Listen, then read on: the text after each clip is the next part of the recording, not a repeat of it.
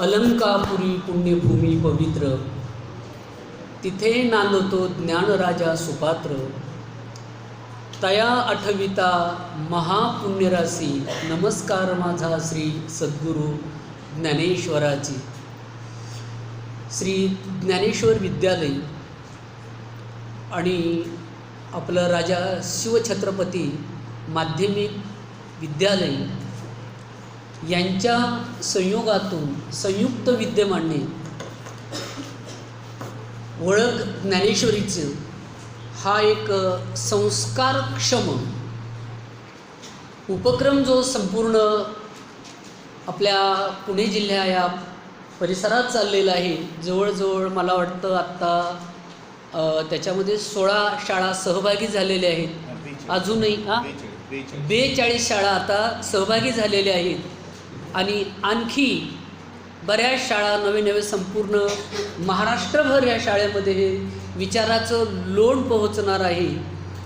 त्याचबरोबर आपल्या या राजा शिवछत्रपती माध्यमिक विद्यालयाचे मुख्याध्यापक माननीय श्री पानसरे सर, त्याचबरोबर सांस्कृतिक कार्यक्रमातून ज्यांचं परिपूर्ण नेतृत्व घडलेलं आहे आणि जे तुम्हाला घडवत आहेत, संस्कार करत आहेत, आमचे आदरणीय श्री बरकडे सर, त्याचबरोबर सहकारी प्राध्यापक माननीय चौधरी सर, त्याचबरोबर माननीय श्री नारखडे सर आणि तुम्ही राजा शिवछत्रपती माध्यमिक विद्यालयात शिक्षण घेणारे सर्व या शाळेचे विद्यार्थी आणि ओळख ज्ञानेश्वरीचे हा उपक्रम याच्यामध्ये आपण सहभागी घेत आहात, ही परमभाग्याची गोष्ट आहे.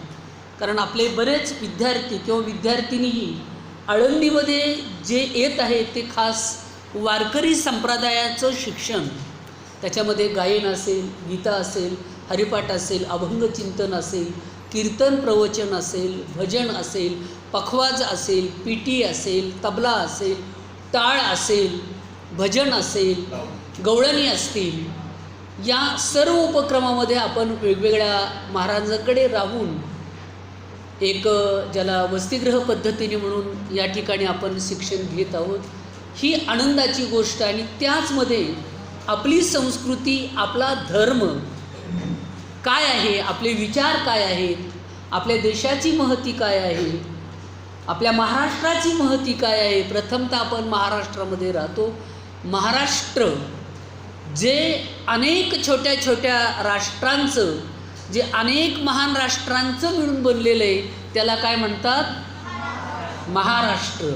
लक्षात ठेवा, तुम्हाला असा परीक्षेला प्रश्न येऊ शकतो, महाराष्ट्र म्हणजे काय किंवा महाराष्ट्र शब्दाची व्याख्या सांगा.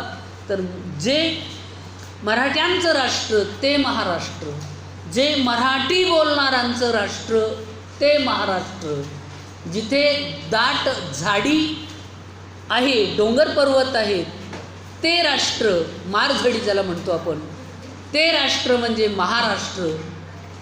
शिवाय मल्लांचं राष्ट्र, आपल्याकडे कोल्हापूर वगैरे किंवा अनेक ठिकाणी मल्ल आहेत, बरोबर आहे की नाही? मल्लांचं राष्ट्र म्हणजेच महाराष्ट्र. महान लोकांचं राष्ट्र म्हणजे महाराष्ट्र. अनेकांचं मिळून बनलेलं एक राष्ट्र म्हणजे महान राष्ट्र.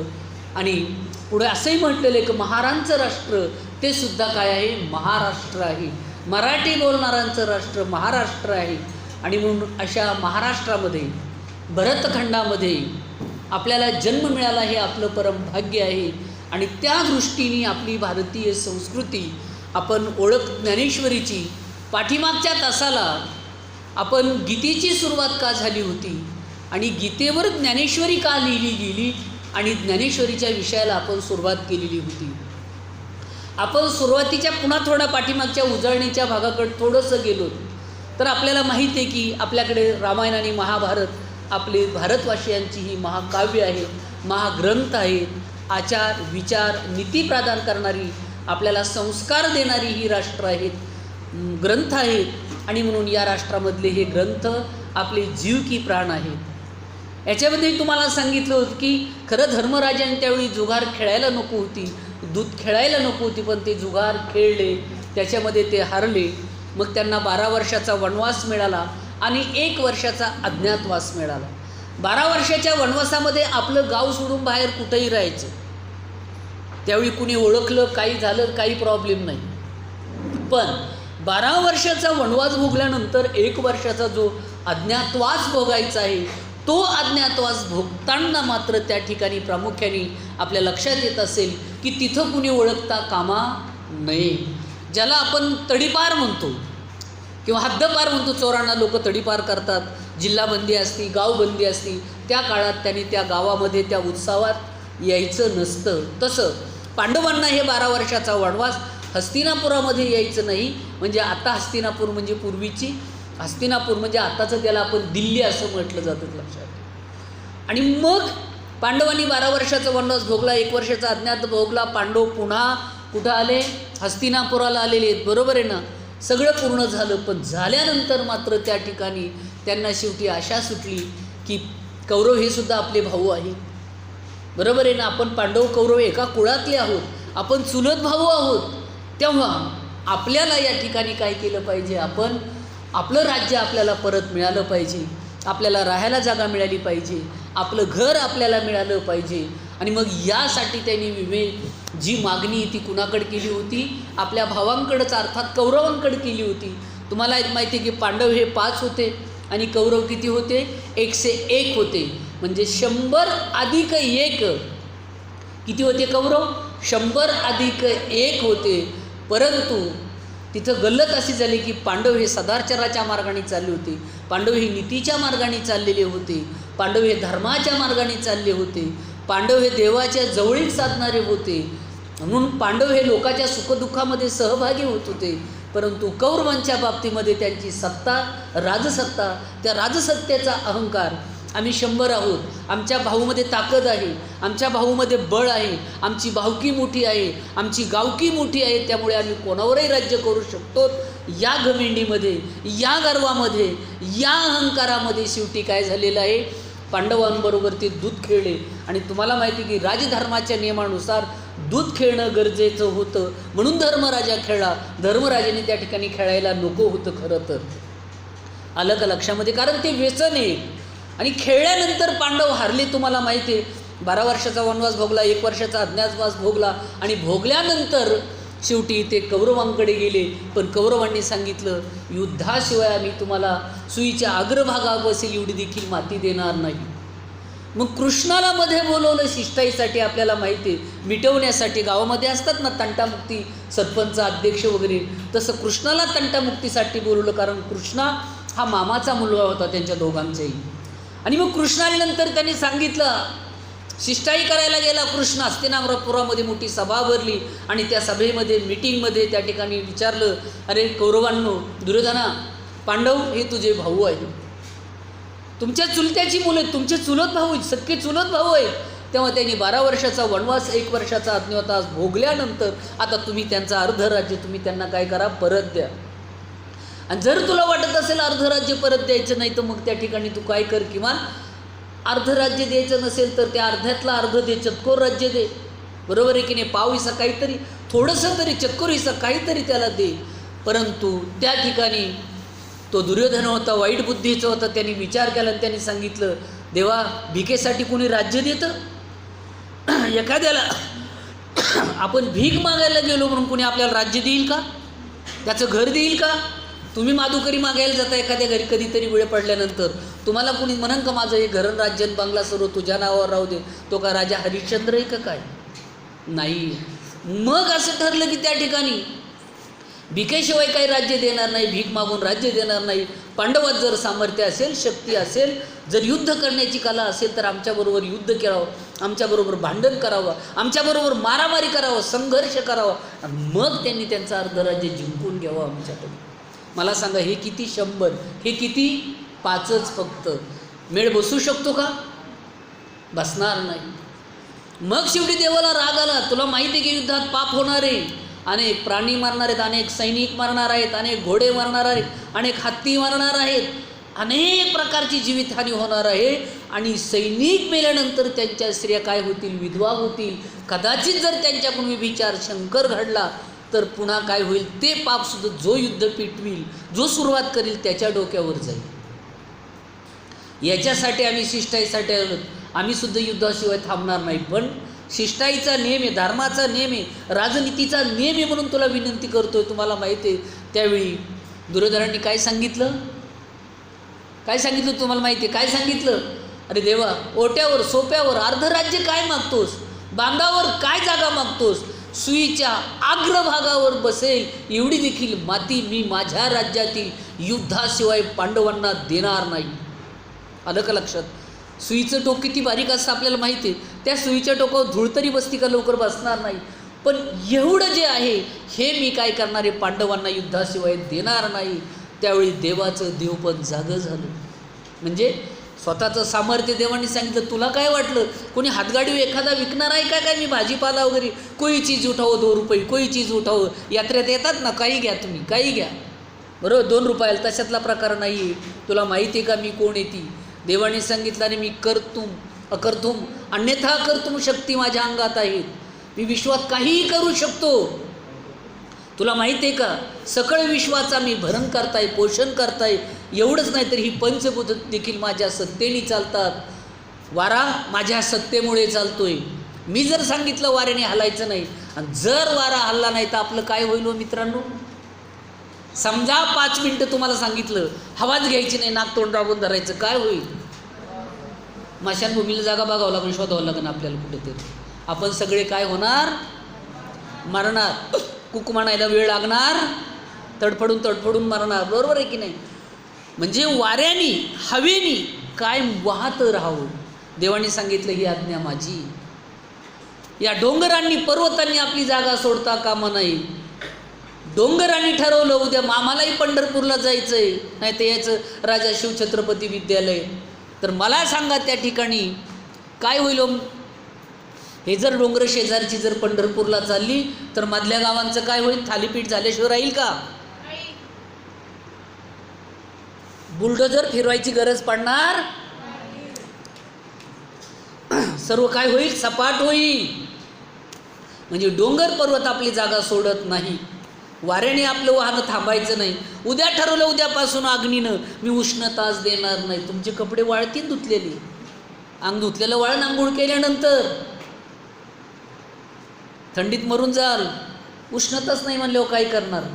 डोळ्यात तेज नसलेलं अग्नीचं तर तुम्हाला दिसेल का? सगळेच आंधळे होणार, आपण एकमेकाच्या अंगावर पडणार. घरी जाऊ शकतो का आपण? जाऊ शकणार नाही. सांगितलं की अग्नीनं तेज द्यायचं काम, सूर्याने प्रकाश द्यायचं, उष्णता द्यायचं काम माझं आहे. त्याच्यामुळं संपूर्ण सृष्टी काय करू शकते? विज्ञानशास्त्रानुसार अन्न निर्माण करू शकते. आलं का लक्षामध्ये? म्हणून त्यांनी सुद्धा थांबता कामा नाही. पाण्याने आपला गुणधर्म सोडायचा नाही. शीतलता, स्वच्छता द्यायची, आपली तहान भागवायची पाण्याने. बरोबर आहे की नाही? उद्या जर ठरवलं पाण्याने तर तसं जमन का आपल्याला? पाणीच प्यायचं नाही दिवसभर असं आहे का कुणी? उपोषण करतात पण पाणी पिल्याशिवाय राहत नाही. त्यांना माहिती आहे पाणी नाही पिलं तर आपली वाट लागेल, आपण मरू म्हणून. देवाने सांगितलं ही आज्ञा माझी. वृक्षाचं पान माझ्या सत्तेने हलतंय.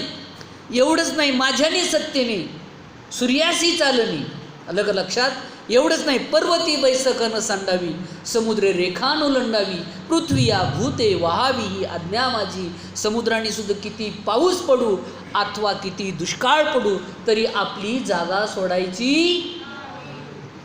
जर उद्या मुंबईचा समुद्र म्हटला खूप पाऊस पडला यावर्षी, चला आपणही जाऊ पंढरपूरला, जमेल का? मधल्या गावांचं काय होईल? सगळे गावं पाण्यात बुडून जातील, सगळे मरून जातील, समाधी लागेल सगळ्यांना. कळालं का?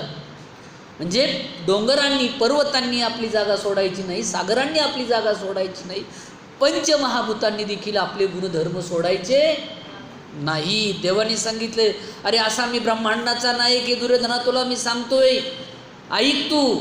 दुर्योधनाने सांगितलं बघा दुष्टबुद्धीची माणसं कोणता विचार करतात. देवाने सांगितलं मी एवढा मोठा देव आहे. देव भेटलाय दुर्योधनाला, भेटला का नाही? भेटल्यानंतर काय म्हणतोय? मी देव आहे, सांगतोय स्वतः देव. आपल्याला तर अजून भूतही भेटलं नाही. कुणाला भेटलंय का? करा बरं हातवर. आहे का एखादं पापी आपल्या तेवढं भूत भेटणे इतकं? आपल्याला भूत भेटत नाही. तो चांगला माणूस देवन संत कधी भेटायची चौधरी सर? अवघड काम आहे का नाही? पण दुर्योधन दुष्टबुद्धीचा असल्यामुळे सांगितलं देवा तुझ्याबद्दल मी लय ऐकलेले. त्या गोकुळामध्ये त्या गवळणीच्या घरी जायचा. हां, आवरी आवरी आपुला काना, नासी येल्या आपुच्या सुना, येऊनी घरतो घरासी, धमकावितो लिकी सुनासी, आमच्या लिकी मुलाशी धमकावितोच, दम देतो सुनांना, त्यांच्या गालाला लोणी लावतो, कुठं काय करतोय. बरोबर. तिसरी आली धावत, मने यांनी काय केली मात, गळ्यामध्ये घालून या हात, मुखाशी मुखचुंबन देतं, हे ग बाई आम्हासी पावेना. त्या गोकुळामध्ये देवा तुझ्याबद्दल अशा तक्रारी चालल्या होत्या, मी ऐकलेत ह्या तो कानाने स्वतःच्या. असा तू गोपिकाबरोबर जार व्यभिचार वाईट कर्म करणारा, आणि तू म्हणतो मी देवीन. मला सांगतो काय, ऐकणार नाही, मला मान्य नाही. शेवटी तुम्हाला माहिती आहे दुर्योधनाने जेवणाचा आग्रह केला, त्याला एका खड्ड्यात पाडायचं काम चाललं होतं, देवाचं नियोजन केलं होतं, पण तो देव होता, तो म्हणला मी जेवेल तर फक्त माझ्या भक्ताकडे जेवेल, जो माझं ऐकल, जो माझं मानेल, ज्याला माझ्याबद्दल प्रेमी, मी त्याच्याकडे जेवून तुझ्याकडे जेवणार नाही. देव निघून गेला आणि देवाने सांगितलं बघा युद्ध अटळे आता दुर्योधना, सर्व पापाला तू कारणीभूत ठरणार आहेस. मग तुम्हाला माहिती युद्ध सुरू झालं होतं, बरोबर आहे की नाही. पण युद्धाच्या अगोदर तुम्हाला माहिती आहे दुर्योधनाकडं आपलं कृष्णाकडं कोण कोण गेलं तर अर्जुन, दुर्योधन. कोण गेला अगोदर, अगोदर दुर्योधन गेला. कोण गेला अगोदर, लक्ष ठेवून ऐका, दुर्योधन गेला. पण गेल्यानंतर अहंकार, मोठेपणा, मी मोठा आहे, श्रेष्ठ आहे, 100 भाऊ माझ्या पाठीचे, आपलं कोण बालबाका करतंय, जाऊन देवाच्या पायाजवळ नाही बसता, कुठं बसला, डोक्याकडे बसला, फार रुबाबात खुर्चीवर बसला जाऊन वर एकदम.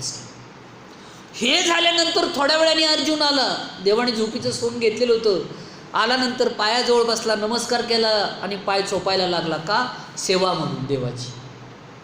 कृष्णाने थोडा वेळ नाटक केलं, एकदम उठला तसा याला कोण दिसणार पाहिला, पायाजवळचा अर्जुन दिसला. काय रे अर्जुना, कशासाठी आला, काय मागणी केली, झोपीत असताना आला, मला उठवायचं तरी ना. लगेच दुर्योधन म्हणतो थांब कृष्णा, मी अगोदर आलोय. कृष्णाने काय सांगितलं, मी अगोदर याला पाहिलं, मी याला बोलणार अगोदर, नंतर तुझ्याशी बोलणार. तो अहंकारीच, तू थांब डोक्याकडेच. पायाकडे जो थांबतो ना, जो आपण जर एखाद्याच्या पायाला जवळ वाकलो, आपल्याकडे दर्शन का घेतात, हेच कारण आहे.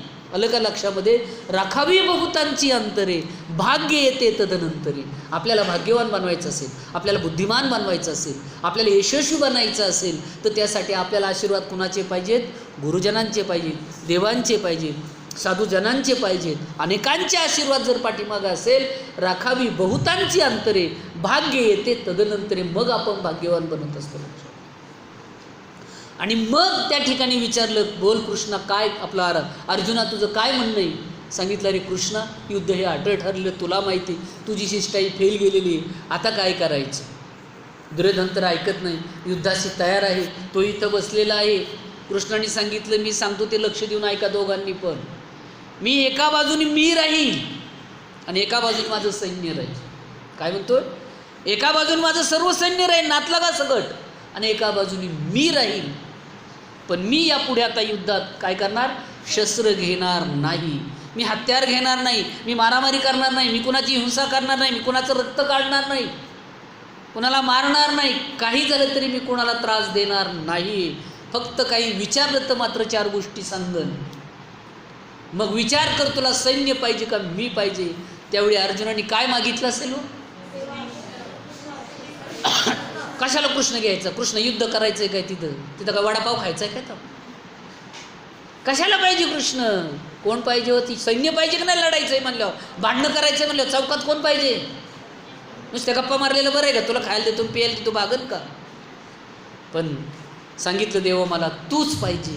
देवाने सांगितले, मी अजून सांगतो, युद्ध करणार नाही, शस्त्र धरणार नाही, भांडणं करणार नाही, मारामाऱ्या करणार नाही, फक्त युक्तीच्या 4 गोष्टी सांगून विचारल्या तर.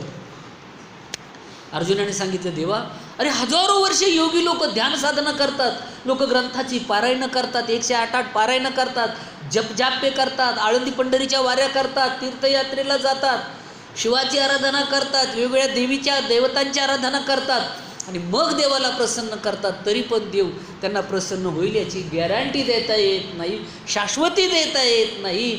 देवा तू योग्यांच्या ध्यानात देखील लवकर येत नाहीस, असा तू भगवान परमात्मा तू पाहिजे आम्हाला. सगळं केलं, साधना केल्यानंतर तूच मिळणार आहे ना, मग देवा आत्ताच मला तू पाहिजे. त्यावेळी ठीक आहे, पण अर्जुन आपलं मागितल्याबरोबर इकडं दुर्योधनाने सांगितलं, मला वाटलं अर्जुन शहाणा असेल नाही का, विश्वविजेता आहे, गांडीवधारी आहे, धनुर्विद्यामध्ये तरबेज आहे, द्रोणाचार्यांचा शिष्य आहे, भीष्माचार्यांचा शिष्य आहे म्हटलं जातं, कुटुंबातला माणूस आहे, पण मूर्ख निघाला, त्याला युद्धाचे अक्कलच नाही. भांडणं करायची तर तिथं सैन्य पाहिजे का? याला काय करायचं एकट्याला नेऊन खाऊ पिऊ घालून रथावर नुसतं नसलेलं वजव ठेवायचं, बरोबर आहे की नाही? 50-60 किलो काय असेल. मग दुर्योधनाने सांगितलं देवा मला सैन्य पाहिजे तुझं. वाटणी झालेली आहे. आपल्याला माहिती आहे की महाभारताचं युद्ध किती दिवस झालं? शेवटी 18 दिवस झाले. गीतेचे अध्याय किती येतं? महाभारताची पर्व किती येतं? 18च, बरोबर आहे. ज्ञानेश्वरचे अध्याय किती येतं? 18च. नंतर आपण शेवटी त्याचं विश्लेषण करू म्हणा. पण मग युद्धाला सुरुवात झाल्यानंतर तुम्हाला माहिती आहे की तिथं संजय नावाची जी एक व्यक्ती होती, त्या संजयाला त्या ठिकाणी काय केलं आहे? दिव्य दृष्टी दिली. कुणी? व्यासानी. जे व्यास विश्वाचे महाकवी आहे, संपूर्ण जगत्राचं जे साहित्य आहे, वाङ्मय आहे, ते व्यासांचं उष्ट मानलं जातं. ज्ञानेश्वर महाराजांनी म्हटले व्यासो उचिष्ट जगत्रया.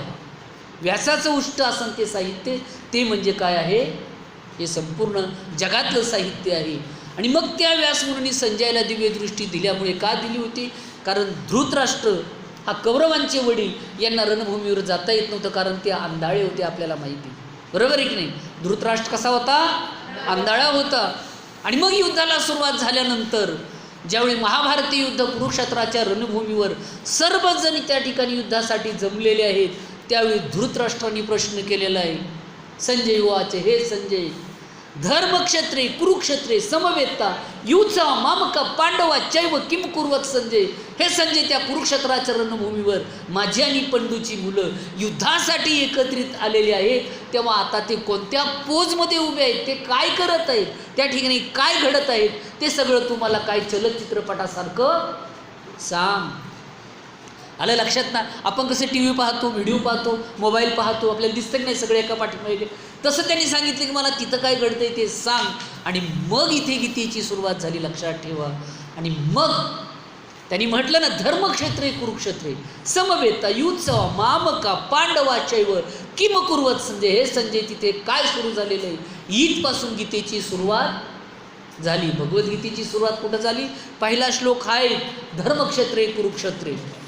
ईदपासून ती पार शेवटचा गीतेचा 7वा जो श्लोक आहे ना 18व्या अध्यायातला, त्यावेळी संजय तोपर्यंत काही सांगत नाही. इतका हुशार, इतका चॅप्टर, इतका हुशार ना, इतका शहाणा माणूस, सांगतच नाही. तो विचारतो अरे पण कोण जिंकणार, कोण मारणार? जसं आता लोक निवडणुकीत विचारतात ना, आम्ही जिंकणार, आम्ही जिंकणार. ते पाडणारे त्यांचे एवढे पण येणार नाहीत, त्यांना जागाही राहणार नाही तोंड दाखवायला वगैरे. आता जर आपण टी व्हीवर ऐकत असताना, तर आता जसं निवडणुका लागणार आहेत, लोक तसं म्हणतात, पण संजय शेवटपर्यंत बोलत नाही.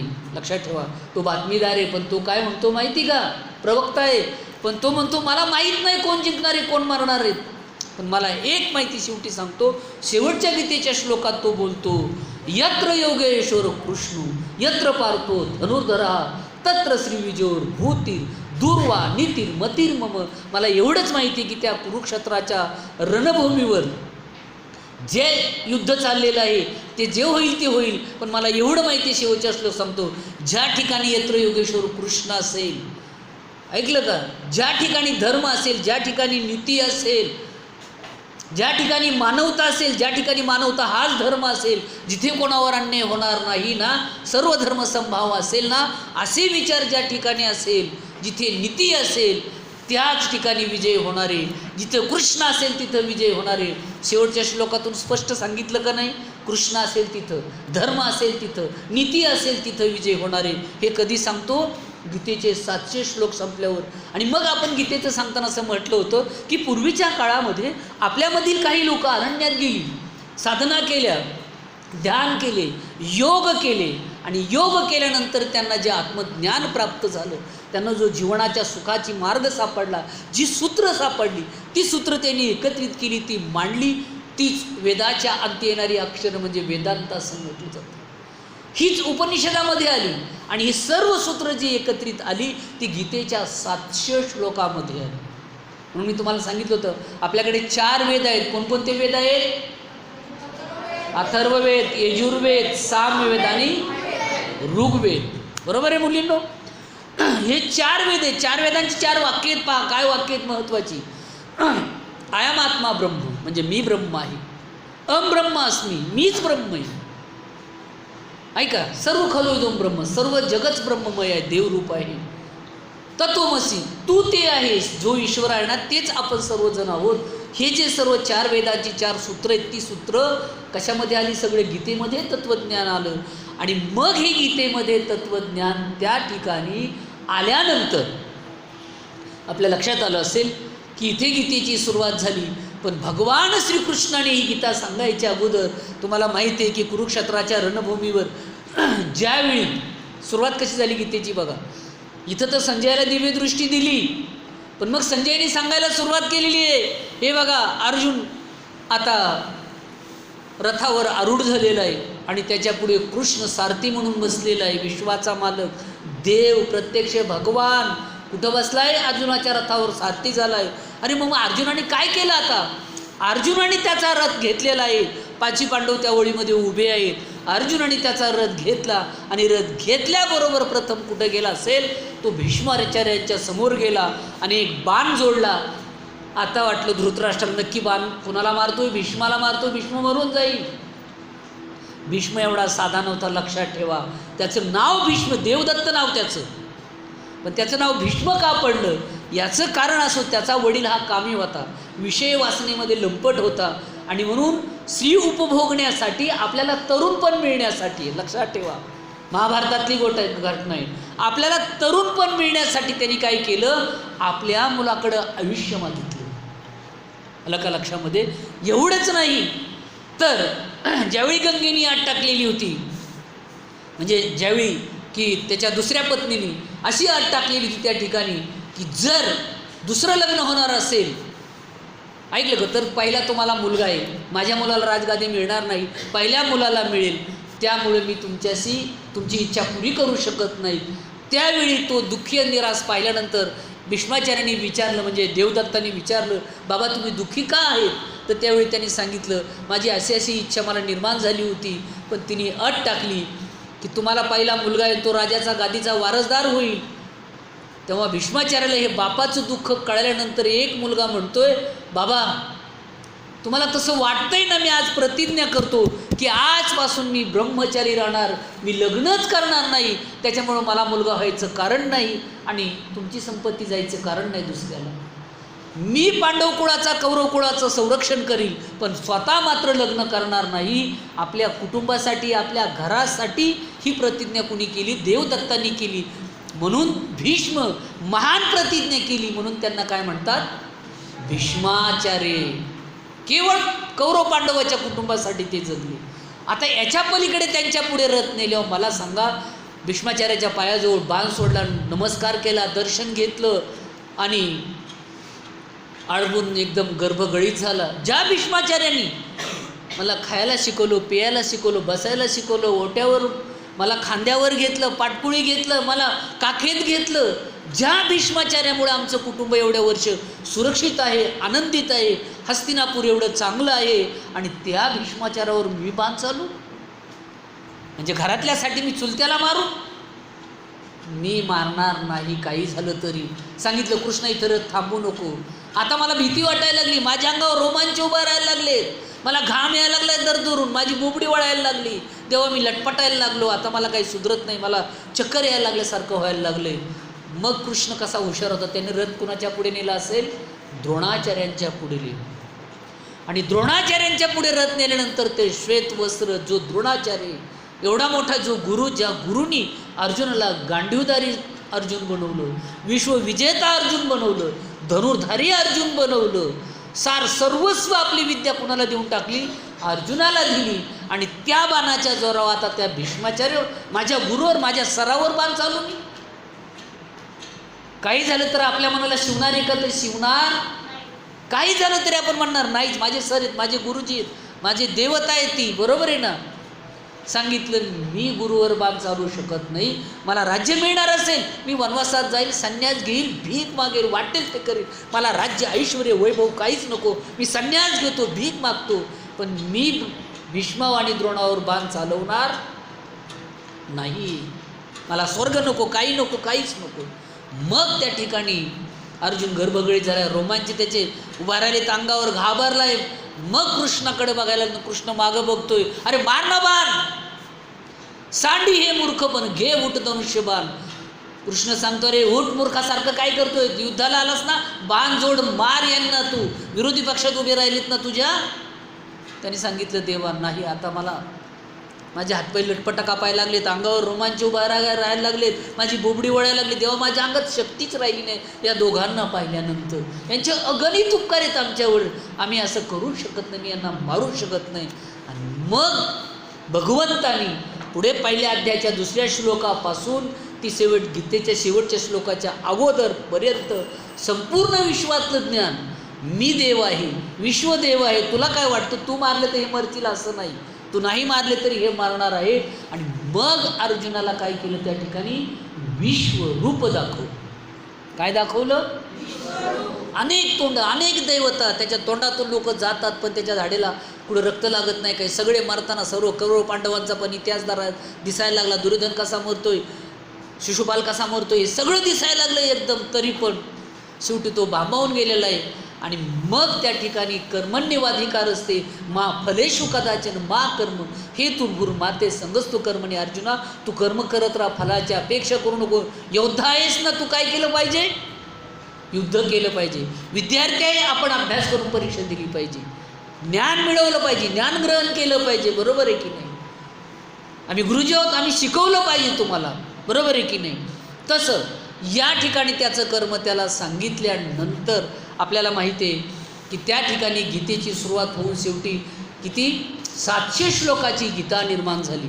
कारण 18 दिवसाचा कालावधी, दिवस हे युद्ध हे दिवसात चालत असणार आहे. आणि प्रत्येक वेळी काय अर्जुन कृष्ण सांगतच बसले का एकमेका, युद्धही होते, बाकीच्याला मारायचं बी होतं, सगळंच होतं. मग याच्यात 700 श्लोक निर्माण झाल्यानंतर ही गीता निर्माण झाली.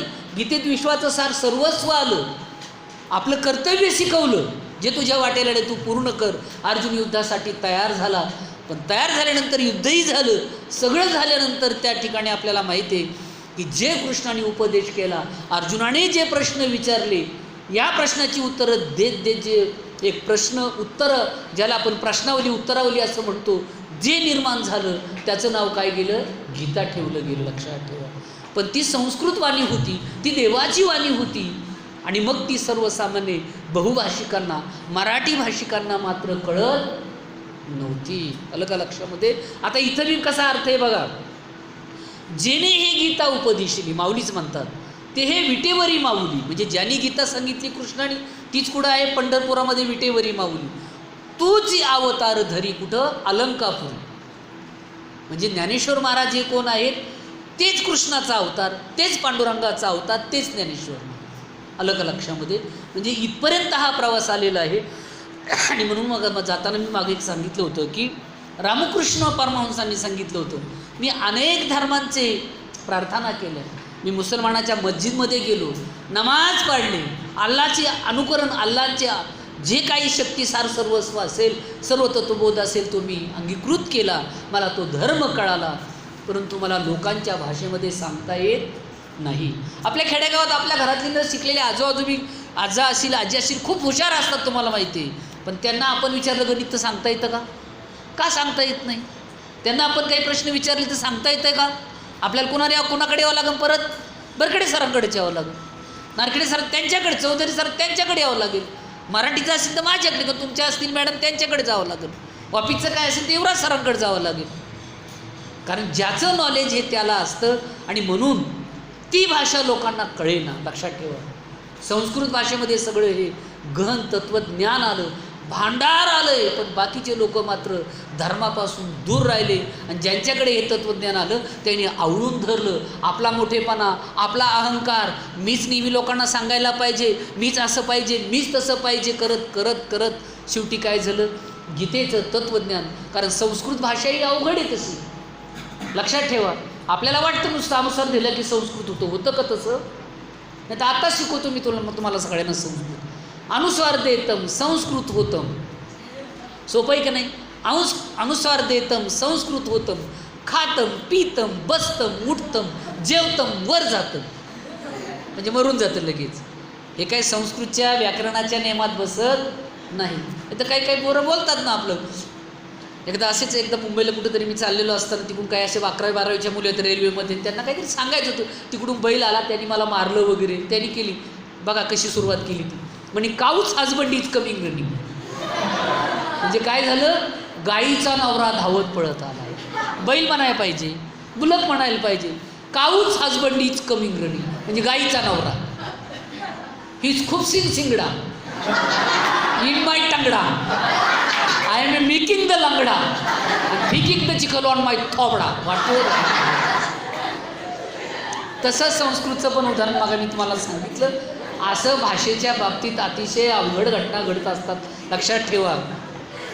तसं संस्कृतवाणी लोकांना कळाना, देववाणी तिच्यातले रस्व दीर्घ हे तंतुतंत.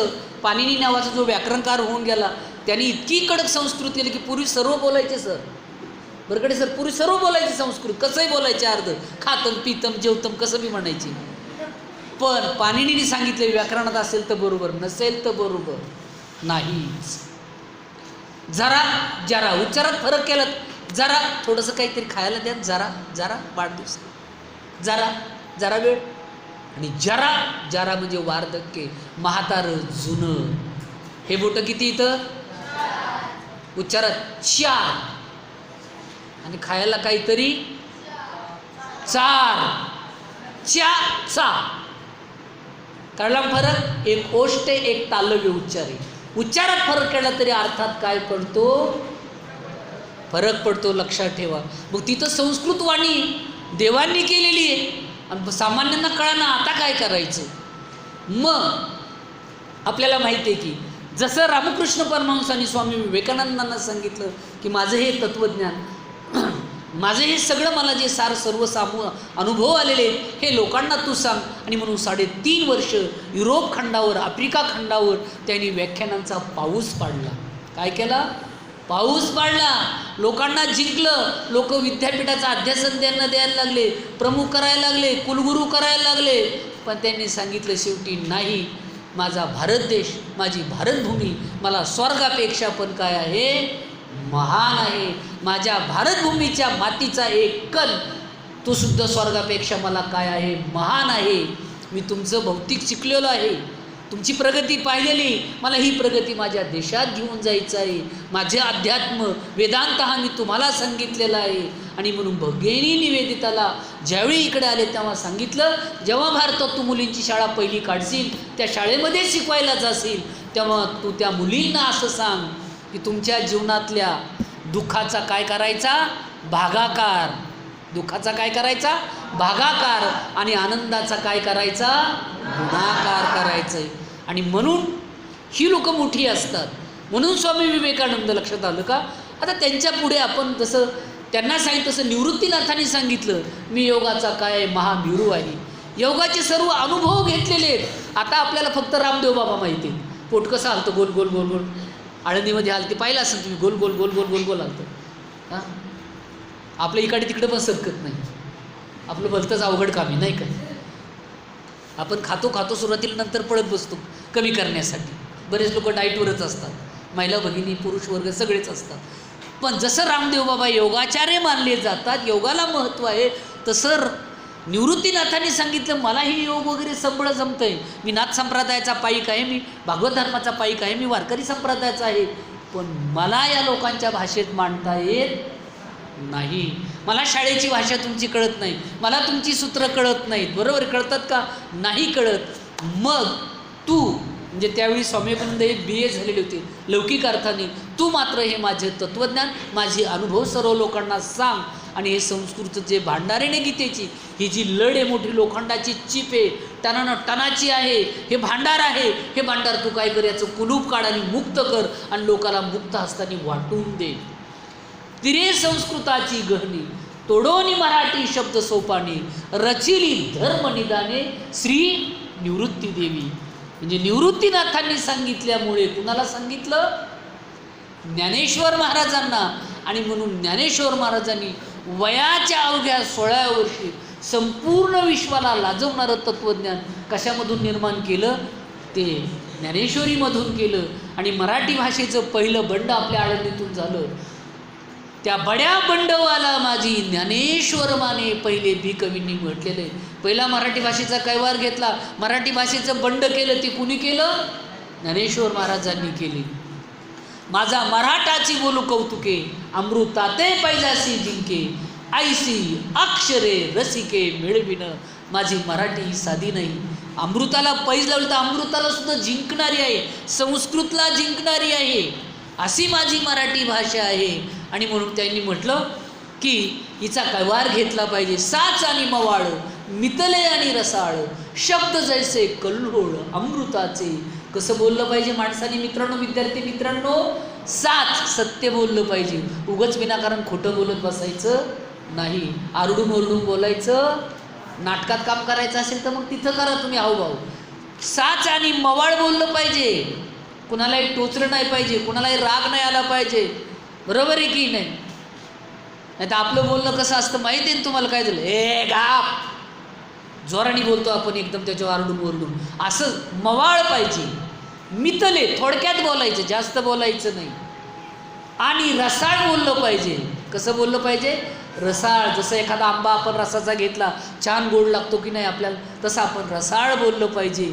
शब्द जैसे कल्होळ अमृताचे, अमृताचे कल्होळच्या कल्होळ, लाटाच्या लाटा निर्माण करणारे हे माझे काय आहेत? शब्द आहेत. साहित्य सोनियाच्या खाली. ज्ञानेश्वर महाराज म्हणतात, दुसऱ्याला काही साहित्य असेल, तिकडं सोनं असेल, काही असेल, मौल्यवान असेल, हिरा असेल, पण माझ्या दृष्टीने मात्र मला काय आहे? माझं साहित्य, माझं लिखाण, माझं ग्रंथ वाङ्मय हेच काय आहे? सोनं आहे. लक्षात ठेवा. साहित्य सोन्याच्या खाली म्हणायचं अजून एक कारण असं आहे की अनेक लोक व्यसनी होते, अनेक लोक दारू पिणारे होते, अनेक लोक काहीतरी खाणारे होते, अनेक लोक अनेक प्रकारची व्यसनं करणारे होते. पण जेव्हापासून ते आळंदीला आले, कीर्तनं भजनं ऐकले, गळ्यामध्ये तुळशीची माळ घातली, वारी करायला लागले, ग्रंथाची पारायणं करायला लागले, अभंगाची पारायणं करायला लागले, तेव्हापासून त्यांनी हे सगळं सोडून दिलं. म्हणून त्यांचे संसार काय झाले? सोन्याचे झाले, सुखाचे झाले. आलं का लक्षामध्ये? आणि म्हणून त्यांना काय म्हणतात? साहित्य सोनियाच्या खाली. आलं का लक्षामध्ये? अशीही ज्ञानेश्वर महाराजांनी गीतेच्या 700 श्लोकावर 9033 दांडेकर मामाच्या ज्ञानेश्वरीप्रमाणे ओव्यांची रचना, त्याला आपण भाष्य म्हणू, आपण त्याची काय केली? त्यांनी त्या ठिकाणी निर्मिती केली. आलं का लक्षामध्ये? म्हणजे इथे एका भाषेतलं ज्ञान काय केलं? दुसऱ्या भाषेमध्ये आणलेलं आहे, दुसऱ्या भाषेमध्ये रचना केलेली आहे, दुसऱ्या भाषेमध्ये निर्माण केलेलं आहे. आणि म्हणून ज्ञानेश्वरी, ज्ञानेश्वरीचं नाव बघा कसं आहे, तुमच्याकडे लिहून घ्या. ज्ञानेश्वरी म्हणजे ज्ञान अधिक ईश्वरी. बरोबर काय? लिहून घ्या. ज्ञान, तुम्हाला वाटलं की लिहून घ्यायचं महत्त्वाचे पॉईंट. ज्ञान, ज्ञानेश्वरी पहिलं लिहा. ज्ञानेश्वरी पुढे बरोबर ज्ञान अधिक ईश्वरी, म्हणजे ज्याच्यामध्ये ईश्वराचं ज्ञान आहे ती काय? ज्ञानेश्वरी. ज्याच्यामध्ये ज्ञान हाच ईश्वर आहे ती काय? कळाला ना अर्थ? ज्ञानेश्वरी. ज्याच्यामध्ये ज्ञान हाच ईश्वर, ज्याच्यामध्ये ईश्वरी ज्ञान आहे ती काय आहे? ज्ञानेश्वरी. ज्ञानेश्वर महाराजांनी तिला ज्ञानेश्वरी म्हटलं नाही. ज्ञानेश्वर महाराजांनी काय म्हटलेलं आहे? भावार्थ दीपिका. काय म्हटलेलं आहे? आणि असं म्हटलंय त्यांनी पुढे त्याचं फल सांगताना की पुढती पुढती पुढती या ग्रंथ पुण्य संपत्ती, सर्व सुखी सर्वभूती संपूर्ण होईजे. एक वेळा नाही 3 वेळा सांगितलं. एखादा म्हणतो माझं काम करणार का? आपण नक्कीच करणार. मला नोट्स देणार का? नक्कीच देणार. मला सरांनी दिलेले प्रश्न देणार का? नक्कीच देणार. किती वेळा म्हणतो आपण? 2-3 वेळा. म्हणजे याच्यामध्ये काय असती? शाश्वती असते. आणि म्हणून या ठिकाणी तुमच्या लक्षात येईल की ज्ञान हीच ईश्वरी. त्याला भावार्थ दीपिका म्हटलेलं आहे. नामदेव महाराजांनी त्याला काय नाव ठेवलेलं आहे? नामामने ग्रंथ श्रेष्ठ ज्ञानदेवी एक तरी ओवी. बाकीचे हे फक्त ग्रंथ आहेत, पण ज्ञानेश्वरी हे काय आहे? ग्रंथराज आहे. काय आहे? ज्ञानेश्वरी काय आहे? ग्रंथराज आहे. लक्षात ठेवा. साधं ग्रंथ नाही. बघा, पुस्तकाचं आयुष्य, एखाद्या पानाचं आयुष्य तुम्हाला मी महत्त्व सांगतो, लक्षात ठेवा. एखादं पान असेल, त्याच्यात काही कविता बिविता असेल तर आपण ठेवतो आपल्या डायरीत वगैरे जपून, बरोबर आहे. काही लिहिलेलं असेल तर, काही उपयोगाचं नसेल तर आपण टाकून देतो लगेच. म्हणून तुम्हाला माहिती आहे का, वर्तमानपत्राचं आयुष्य किती दिवसाचं असतं मित्रांनो? येईल सांगता? किती दिवसाचं, महिन्याचं, वर्षाचं? वर्तमानपत्र सकाळ आहे, लोकमत आहे, अनेक इंग्लिश आहेत, मराठी आहेत, बरोबर आहे की नाही? सामना आहे, लोकमत आहे, लोकसत्ता आहे, महाराष्ट्र टाइम्स आहे, बरोबर आहे की नाही? परत वेगवेगळ्या प्रकारचे पत्र, वर्तमानपत्र आहेत, बरोबर आहे की नाही? त्याचं आयुष्य किती दिवसाचं असतं रे म्हणलं? सर्वांचं मत हे 1 दिवसाचं. ठीक आहे, माझं मत असं आहे, सकाळी पेपर होतो. कोणता पेपर येतो? सकाळ, बरोबर आहे? सकाळी पेपर येतो. पण तुम्ही जर पुण्याला गेला असाल किंवा जात असाल तर एस.टी. स्टँडला दुपारी 1 वाजता संध्यानंद नावाचा पेपर येतो लगेच. मग कुणी जर सकाळ वाचत असेल तर दुसरा काय म्हणतोय, तो सकाळचा आहे, ते ठेवून हा वाच संध्यानंद दुपारचा. म्हणजे सकाळचं आयुष्य, सकाळ पेपरचं आयुष्य कुठपर्यंत नाही? संध्याकाळपर्यंत नाही, दिवसभर नाही. दुपारचा पेपर वेगळा, संध्याकाळचा पेपर पुन्हा संध्यानंद वेगळा, रात्रीचा पुन्हा नाईट टाईमचा तो वेगळा. आलं का लक्षामध्ये? पेपरचं आयुष्य किती, एवढंही मेहनत करून छापतात, पण आयुष्य किती? 1 दिवसाचं.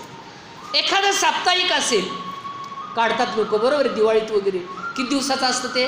7 दिवसापुरतं. नंतर दसरा आला की दुसरं निघतं लगेच देवीच्या याच्यावर काहीतरी, ते आपण वापरत नाही. एखादं मासिक असेल, किती दिवसाचं असतं ते? 1 महिन्याचं.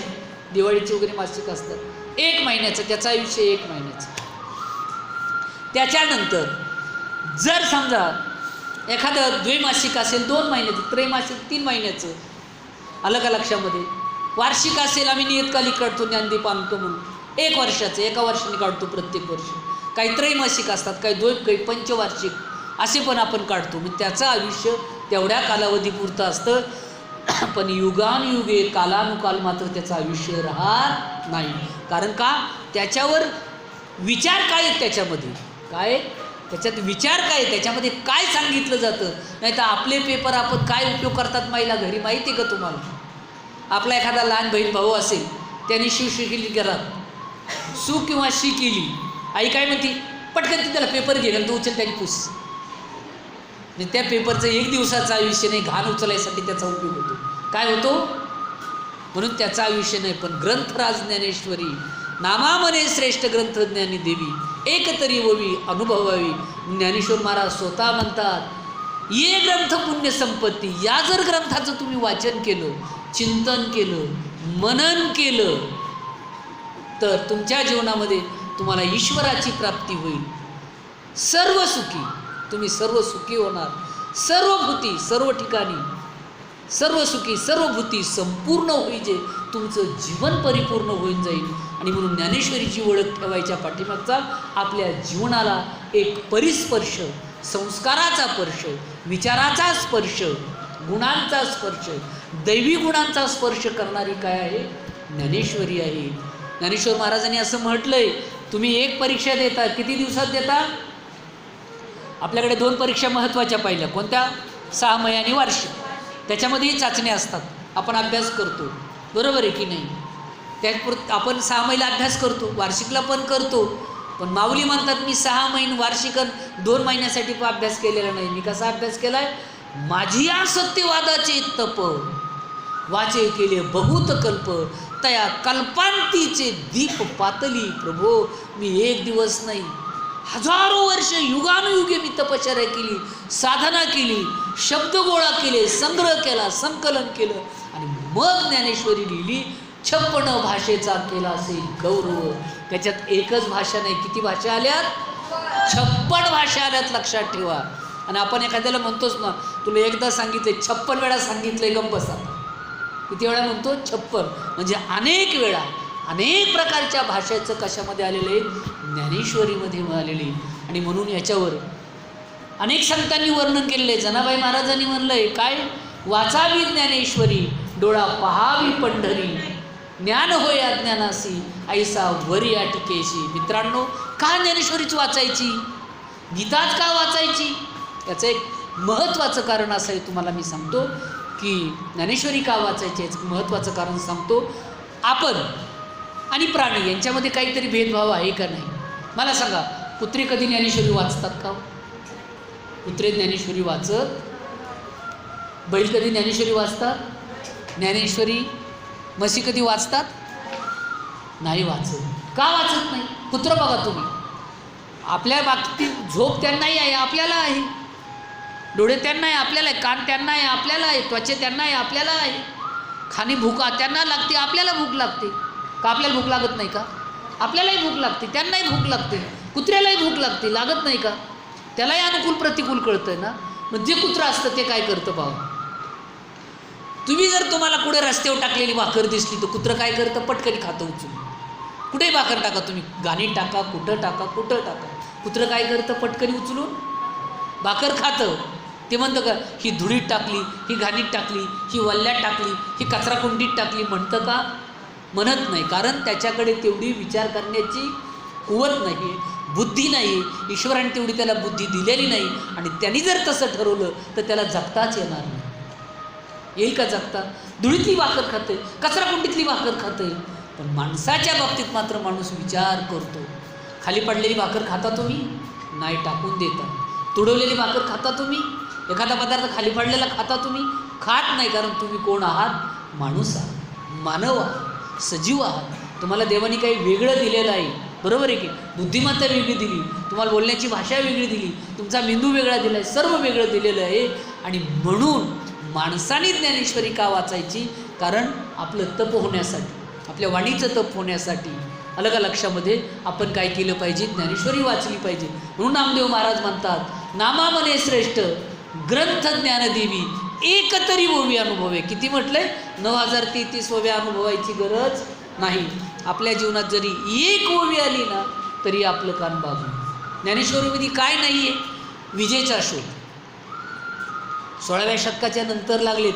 पण ज्ञानेश्वर महाराजांनी 12व्या शतकात सांगितले बघा. आणि उदकाचे न्यायाविषयी प्रगटले तेज लखलखीत दिसे, ते विजू माझे असे सलील काही. म्हणजे पाण्याला जर गती दिली तर काय होतं? काय होतं? वीज तयार होती. लक्षात ठेवा. चित्रपटाचं उदाहरण अलीकडचं आहे. व्हिडिओ तर आत्ता आले आपल्याकडे मोबाईल, बरोबर आहे. त्याच्या अगोदर ज्ञानेश्वर महाराजांनी 12व्या शतकात त्याचा शोध सांगितला आहे. जेथे संसार चित्र उमटे, तो मनुरूप पटू फाटे, जैसे सरोवर आटे मग प्रतिमा नाही. पाण्यामध्ये आपली प्रतिमा पडती, पाण्यामध्ये जंगलाची प्रतिमा पडती, पाण्यामध्ये डोंगराची प्रतिमा पडती. आणि तो सरोवर आटलं पाणी तर मग दिसती का प्रतिमा? आपल्याला दिसत नाही. पडद्यावर आपल्याला चित्र दिसतं, पण ते फाडलं तर दिसतं का चित्र आपल्याला? पिक्चर दिसत नाही. म्हणजे त्याचा सुद्धा शोध कोणी लावला आहे? ज्ञानेश्वर महाराजांनी. गुरुत्वाकर्षण न्यूटननी लावलं, तुम्हाला माहिती आहे, बरोबर आहे की नाही? म्हणजे गॅलिलिओ वगैरे यांनी हे शोध लावलेत असे. आणि जे शोध लावलेत गुरुत्वाकर्षण, पृथ्वी काय करते? शेवटी खाली ओढते. आपण उडी मारली तरी खाली येतो का वर जातो? खाली येतो. प्रत्येकाला गुरुत्वाकर्षण आहे. तेच ज्ञानेश्वर महाराजांनी सांगितले. फळली या तरुची या शाखा. म्हणजे जर झाडाला खूप खूप फळं आली तर ती झाड कुठं वागतं? जमिनीकडे वागतं. खाली खाली फांद्या वागतात, बरोबर आहे की नाही? चिंचेचं झाड असेल, रामफळ असेल, आंबे असतील, कुठं वागतं? जमिनीकडे वागतं. लक्षात ठेवा. म्हणजे हे शोधसुद्धा कुठं लावलेले आहेत? ज्ञानेश्वरीमध्ये लावलेले. आजचे नियोजन, घराची बांधणी झाली, लोकसंख्या वाढलेली आहे, जागा कमी आहे. ज्ञानेश्वर महाराजांनी त्याच वेळी पाऊस पडत नाही ना, नगरेची रचावी, घरं चांगली बांधा, राहण्याची सोय होईल, जलाशय निर्मावी, झाडे म्हणजे धरणं बांधा मोठमोठाली. तुम्ही पाण्याची सोय ना होत नाही ना, तुमची पाणी मिळत नाही ना. नगरेची रचावी, जलाशय निर्मावी, महावने लावावी नानाविध. अनेक प्रकारचे झाडं, नुसते आंब्यान संत्री मोसंबीचे नका लावू. आपल्याला बाकीचं सुद्धा काय पाहिजे? ऑक्सिजन पाहिजे, स्वच्छ पाहिजे, ताजी हवा पाहिजे. म्हणून सर्व प्रकारची झाडं लावा. औषधं पाहिजेत, सर्व प्रकारांची झाडं लावा. असं ज्ञानेश्वर महाराजांनी सर्व त्या ठिकाणी काय सांगितलेलं आहे? ज्ञानेश्वरीमध्ये नियोजन सांगितलेलं आहे. पण आपण तिकडं जात नाही, आपण अभ्यास करत नाही. आपल्या पाठीमागे शाळेचाही अभ्यास असतो. पण आपण आता ओळख ज्ञानेश्वरीची म्हणल्यावर किमान रोज 5 ओव्या तरी सकाळी किंवा संध्याकाळी तुम्ही मुलांनी काय केल्या पाहिजे? वाचल्याच पाहिजे. आणि म्हणून या ग्रंथाच्या पुण्यरूप संपत्तीने या जगातील सर्व जीवांना ते सर्व सुख मिळावं, स्वतः ज्ञानेश्वर महाराज म्हणतात. लक्षात ठेवा. आणि म्हणून ओळख ज्ञानेश्वरीचा हा विषय आपल्या मनावर चांगले संस्कार घडावा, आपली विचारक्षमता वाढावी, आपले संस्कार वाढवावे, आपली बुद्धी सत्वगुणाच्या मार्गाने जावं, पुढं जावं, आपण ज्ञानी व्हावं. यासाठी काय आहे? ज्ञानेश्वरी आहे. लक्षात ठेवा. आणि म्हणून आपल्याला कळालं आहे की गीता, आणि आता गीतेवर काय सुरुवात झालेली आहे? ज्ञानेश्वरी. म्हणजे गीतेचे जे 700 श्लोक आहेत त्याच्यावर आपण काय केलेलं आहे, ज्ञानेश्वर महाराजांनी 9033 ओव्या लिहिलेल्या आहेत आणि त्याचे अर्थ आपण जसं पुढे पुढे जाऊ काही अभ्यासक्रमाच्या पण त्या ओव्या ठेवलेल्या असतील. मला वाटतं पाठीमागच्याच रविवारी आळंदीमध्येच आपल्या शाळेच्या वतीने मलाही तिथं आमंत्रण दिलं होतं. ज्ञानेश्वर विद्यालयामध्ये खूप मोठा कार्यक्रम केला. एक नायजेरियाची मुलगी, तिचा पण वाढदिवस होता. माझंही व्याख्यान थोडंसं मी पण तिथं बोललो, गेटे महाराजही बोलले, आणखी काही बरेच लोक त्यांचे आलेले होते. काही लोकांचे त्यांनी सत्कार केले. आणि म्हणून आता हे संस्काराचं बीजारोपण आळंदीच्या पंचक्रोशीतून संत ज्ञानेश्वर महाराजांचं, की जगातील विद्वानांचा राजा आणि एवढा मोठा पहिला कुणाला श्रोत्यांना विनंती करतोय बसलेल्या, तरी अवधान एक वेळ दिजे, त्याने सर्व सुखाशी पात्र होईजे, हे प्रतिज्ञोत्तर माझे उघड ऐका. म्हणजे जगातील विद्वानांचा राजा, श्रीमंतांचा राजा, तो कोणाला विनंती करतोय, श्रोत्यांना करतोय. तुम्ही जर एकदाच ऐकलं ना, तुम्हाला पुन्हा ऐकण्याची गरज पडणार नाही. तुम्ही एक पाठी होईल. त्यासाठी काय केलं पाहिजे, शरीराचे कान केले पाहिजेत, एकाग्रता तुमची साधली गेली पाहिजे. आणि ही एकाग्रता कशामधून येत असेल तर ती आपल्याला कशातून येते, प्रामुख्याने ज्ञानेश्वरीमधून येत आहे. आणि म्हणून हा ज्ञानेश्वरीचा आपला चाललेला हा वर्ग दिवसेंदिवस आपला असाच चालू राहील. वेळही झालेला आहे. तरीही पण राजा शिवछत्रपती माध्यमिक विद्यालय, आमचे मित्र मुख्याध्यापक पानसरे सर, त्याचबरोबर आमचे बरकडे सर, त्याचबरोबर चौधरी सर, नारखडे सर, त्याचबरोबर युवराज सर आणि तुम्ही सर्व विद्यार्थी, आपल्याला या वाटेवरनं पुढं जायचं आहे. तुम्हाला जे जे वाटतील ते मुद्दे लिहून घेत जा. आवडलं, तुमच्या काही शंका असतील तर पुढं विचारत राहा. पण तुम्ही मात्र वाचायला सुरुवात केली पाहिजे. तुम्हाला असं वाटत नाही का आपण एक दिवशी इथे येऊन पुढं बोलावं, आपण इथे येऊन पुढं उभं राहावं, आपण इथे येऊन आपलं मनोगत व्यक्त करावं. आम्ही तुमच्यासारखेच विद्यार्थी होतो. आम्ही गुरुजनांच्या विनंत्या केल्या, आम्ही त्यांच्याकडून अभ्यास घेतला, मार्गदर्शन घेतलं, आम्ही त्यांच्याकडून शिकलो. आणि म्हणून म्हटलं जातं, देणाराने देत जावे, घेणाराने घेत जावे, घेता घेता देणाराचे काय करावे, हात घ्यावे. म्हणजे तोडून नाही घ्यायचे, म्हणजे तुलाही देता नाही आलं पाहिजे दुसऱ्याला, असं नाही करायचं. म्हणजे जसं आम्हाला गुरुजनांनी दिलं ते आम्ही कुणाला दिलं पाहिजे, तुम्हाला दिलं पाहिजे आणि तुम्ही पुढच्या पिढींना दिलं पाहिजे. शेवटी एक अध्यापक म्हणून, एक गुरुजी म्हणून, प्राध्यापक म्हणून आमचं सर्वांचं स्वप्न काय असेल तर तुमची जास्तीत जास्त प्रगती होणं, तुम्ही जास्तीत जास्त बुद्धिमान होणं, तुम्ही सर्वांगीण तुमचा विकास होणं, ज्याला पर्सनॅलिटी डेव्हलपमेंट म्हणतो ते होणं, तुमच्यात अध्यात्माची आवड होणं. आपला देश काय आहे, आपला संस्कृती काय आहे, आपला महाराष्ट्र काय आहे, सुरुवातीला सांगितलं. असं एका मुद्द्यावर आपण पुढं जाताना आपण या ठिकाणी प्रयत्न करत राहू.